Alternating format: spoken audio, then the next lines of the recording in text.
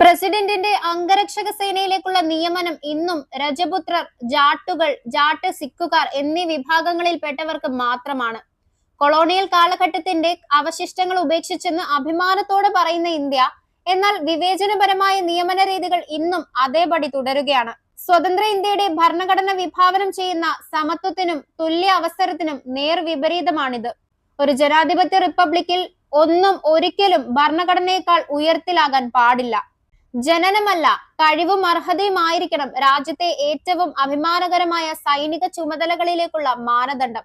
ഏറ്റവും ഗുരുതരമായ കാര്യം ഇതൊരു പുതിയ പ്രശ്നമല്ല എന്നതാണ്.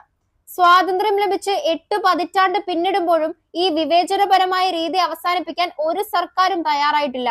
അധികാരത്തിൽ മാറി മാറി വന്ന എല്ലാ സർക്കാരുകളും, ഏത് പാർട്ടി ആയാലും, ഈ വിഷയത്തിൽ മൗനം പാലിക്കുകയും നിലവിലെ സ്ഥിതിവിശേഷം തുടരാൻ അനുവദിക്കുകയും ചെയ്തു. ചെറിയ മാറ്റങ്ങൾ പോലും വലിയ നേട്ടമായി അവതരിപ്പിക്കുമ്പോൾ ബ്രിട്ടീഷ് ഭരണകൂടം സൃഷ്ടിച്ച വിവേചനപരമായ നിയമന രീതികളെ തൊടാൻ പോലും തയ്യാറാകാത്തത് വലിയ വൈരുദ്ധ്യമാണ്.